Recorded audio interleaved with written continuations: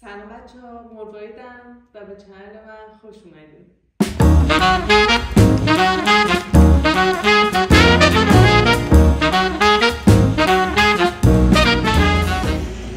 سلام. امروز 23 اپریل و من کمتر از یک ماه دارم تا اولین امتحان دانشگاه که میخوام بدم. اولیش قراره که لینز باشه، دانشگاه لینز باشه 19 می و نمیدونم اصلا هیچ وقت قراره این ویدیو پخشه یا نه، نمیدونم. بر دل خودم میگیرم.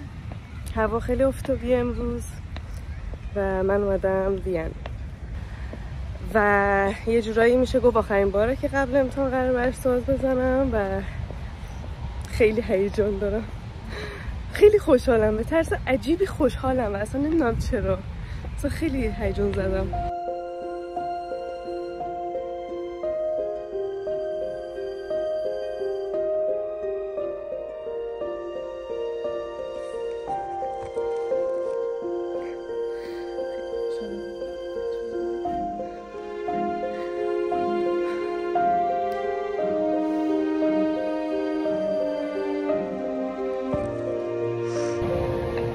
یکم خنک‌تر شد. موقعی که اونجا بودم و داشتم ساز میزدم داشتم چیک چیک عرق میریختم، انگار که مثلا دارم دنبلی چیزی میزنم جلو خود. وقتی تموم کردم احساس کردم چی دارم آب میشم، نوشتم نمیدونم حالا استرس بودی چی بود، ولی خانم اینجا این درسته که بدنت ریلکسه و داری سعی میکنی ولی نفس بکش. من اینجا که راست میگی، چرا خوبشه که اینا همونجوری یه دختر بچه کوچولویی زد به گوشم و اینجوری، یعنی نزد به گوشم، داد بهم و من گفتم وا مرسی و اینا. حالا الان دیگه دارم برمیگردم گراز، میخوام قبلش یه قهوه کوچولو بگیرم چون واقعا بهش نیاز دارم و فکر کنم طرفای مثلا 7-8 اینا دیگه برسم خونه. البته خیلی شل و ریلکس دارم برمیگردم، نمی‌تونستم یکم زودترم برم ولی هوا امروز خیلی خوبه و خیلی کم پیش میاد که وین یه روزی رو پیدا کنی که نه باد بیاد، نه بارون بیاد، نه برف بیاد، آفتابی باشه ولی نه خیلی آفتابی. یعنی کلا هوای پرفکتیه امروز و همین دیگه.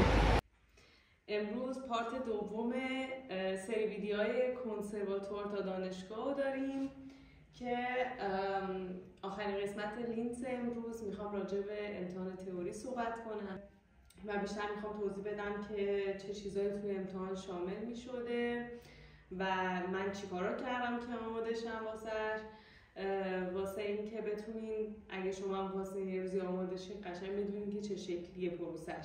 امتحان تئوریا کلا 2 تا قسمت دارن توی 90% جاهایی که من امتحان دادم و یه قسمت نوشتنی داره، یه قسمت پرکتیش داره که حضوری در واقع ازتون سوال میپرسن و توی قسمتی که نوشتنیه یه قسمتی برای تئوری موسیقیه که تو باید ممکن ازت هارمونی بپرسن، ممکنه یه خط باز بهت بدن که تو باید بتونی که خیلی سریع بنویسی یا اینکه برعکس بهت آکوردایی بدن که باید آنالیز کنیم. بعد برای قسمت دیکته دوباره تو قسمت نوشتاری کلا یه دونه ملودی بهت میدن، یه دونه یا 2 تا ملودی میدن که باید بنویسی، بعد فاصله برات میزنن که باید بنویسی، بعد نوع آکوردا رو مثلا باید تشخیص بدی، مثلا اینکه ماژور، مینور، افزوده است، کاسته است یا چی. معمولا آکوردهای 4 صدایی رو خیلی نمیارم مگر که کلا تشخیص کل آکورد با هم دیگه باشه.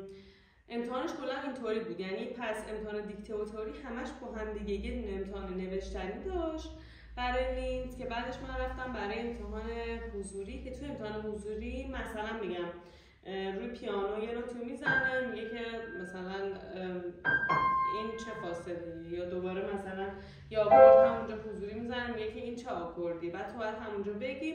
یا مثلا میگم یه نوت زد برام، گفتش که مثلا از این اگه میشه یه سوم کوچیک بخون یا یه پنجم درست بخون، بالا یا پایین، و اونجا توی لحظه میبینن که تو ریاکشن چطوریه، خیلی فکر میکنی راجبش یا اینکه میتونی توی لحظه هندل بکنی. بعد اینکه توی قسمت حضوری هم یه دونه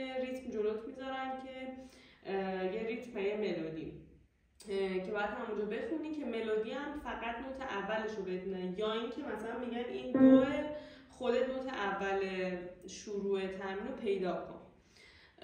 که به نظر من امتحان تئوری و سولفژ کلا وینز خیلی طولانی بود، یعنی هم تئوریش میکنم بودم مثلا 40-50 دقیقه وقت داری که امتحان بدی، برای قسمت عملیش خیلی سریعتر پیش میره. اون قسمت پرکتیسش اینطوریه که مثلا حدودا مثلا شاید 5 دقیقه تو باشی 10 دقیقه تو باشی، ولی برای قسمت نوشتنش که خیلی مهمه اینه که زمان خیلی کمه و تو خیلی سریع باید همه چی هندل کنی و وقت نداری دوباره برگردی همه چی دوباره از اول درست کنی. یکی از سوالایی که من داشتم مثلا اینه که برات 3 تا یا 4 تا قطعه پلی میکنن و ازت میخوان که بنویسی که دقیقاً چه سازایی رو توی این قطعه میشنوی. این برای اینکه بدونن آشناییت و سازشناسیت از نظر گوشی چطوریه. میتونی تشخیص بدی مثلا کلارینت و فلوت و مثلا میگم یک کوینتت ذهی رو میتونی تشخیص بدی یا اینکه نمیتونی. بعدش باید بنویسی که یه جدوله که مثلا باید بنویسی که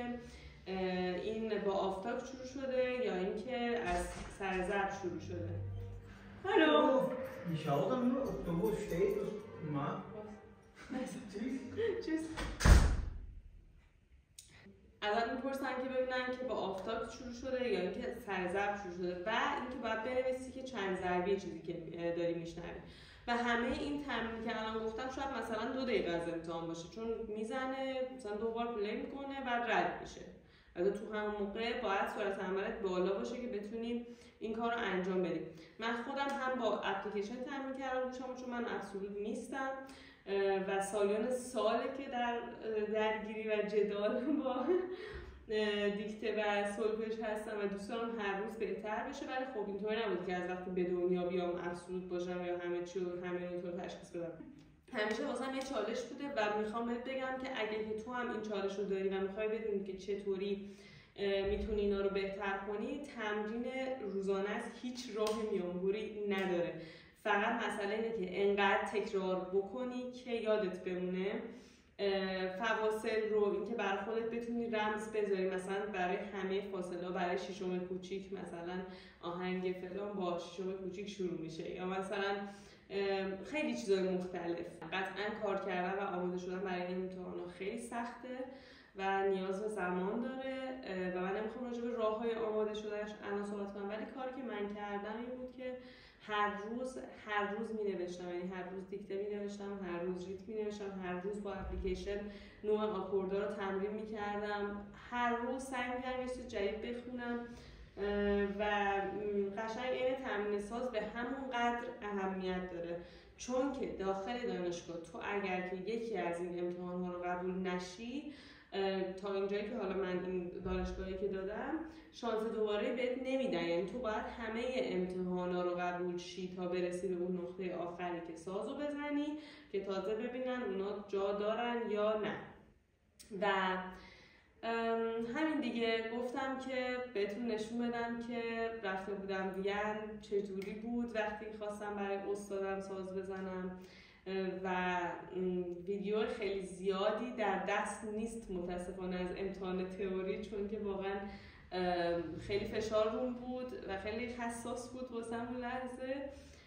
ولی میخوام بهت بگم که معمولا امتحان تئوری همه دانشگاه‌ها یک کانسپت رو امتحان میگیرن و اونم همین سوالاتی که دارم توضیح میدم.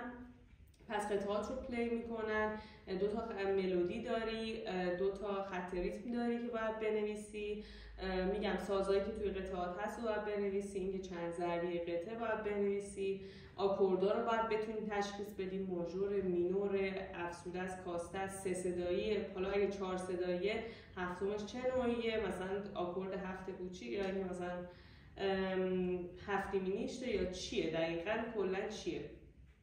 اینا رو باید بتونی حتما تشخیص بدی. بعضی جاها دیکته های خیلی ساده 2 صدایی هم داشتن، مثلا MDB حالا دیکته 2 صدایی هم داشت، ولی میگم اونطوری نیست که تو بگی که وای الان انمونسیون داره برای من میذاره من بخوام بنویسم. خب البته اینا میگم بچه‌ها برای رشته نوازندگی، یعنی مثلا برای رشته آهنگسازی خیلی امتحانای گوش سخت‌تره، برای رشته رهبری خیلی سخت‌تره. و همین میخواستم یه توضیح کوتاه بدم و امیدوارم که این اطلاعات به دردت بخوره، امیدوارم که بهت کمک بکنه و اینکه قسمت بعدی ویدیوی کنسرواتور تا دانشگاه قراره که در مورد شهر برلین باشه که من واقعا عاشقشم و قراره که ببینید دیگه بچه‌ها. خیلی خیلی حرف واسه گفتن هست، خیلی چیزا هست که دارم کوچولو سعی میکنم که بهتون آپدیت بدم و آره همین. امیدوارم که از این ویدیو لذت برده باشین و میبینمتون.